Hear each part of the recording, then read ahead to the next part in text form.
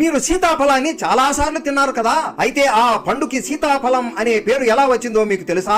వనవాస సమయంలో ఒక రోజు రాముల వారికి విపరీతమైన ఆకలి వేస్తుంది. సీతాదేవి ఇంట్లో ఎంత వెతికినా తినడానికి ఏమీ ఉండదు. సీతారాముడు ఇద్దరు తినడానికి ఏమైనా దొరుకుతుందేమోనని వెతుకుతూ అడవిలో తిరుగుతూ ఉంటారు. కానీ వాళ్ళకి ఏమీ కనబడదు. సీతాదేవి బాధపడుతూ అటు ఇటు దృష్టి పెట్టగా ఒక విచిత్రమైన చెట్టు కనబడుతుంది. ఆ చెట్టుకి విచిత్రమైన పళ్ళు ఉంటాయి. పండుని కోసి మొదటిగా సీతాదేవి కొంచెం తిని, స్వామి ఇది చాలా బాగుంది, చాలా తీయగా ఉంది అని రాముడికి ఇస్తుంది. రాములు వారు ఆ పండుని తిని, ఆహా ఓహో ఏమి రుచి, సీత ఈ పండుని కొంచెం తినగానే నా ఆకలి మొత్తం తీరిపోయింది. సీత ఈ పండుతో అయితే నువ్వు నా ఆకలి తీర్చావు, ఇక నుండి ఈ ఫలాన్ని సీతాఫలం అని అంటారు అని రాముడు చెబుతాడు. వాళ్ళ చేతులతోనే ఎన్నో సీతాఫలాల చెట్లని రాముడు సీత ఇంటి దగ్గర నాటుకున్నారు. 14 ఏళ్ల వనవాసంలో ప్రతి రోజు ఈ సీతాఫలాన్ని తినేవారు. ఎంతమందికి ఈ విషయం తెలుసు? సీతారాముడు తిన్న ఈ సీతాఫలాన్ని మీరు ఎప్పుడైనా తిన్నారా? కామెంట్ చేసి సబ్స్క్రైబ్ చేయండి.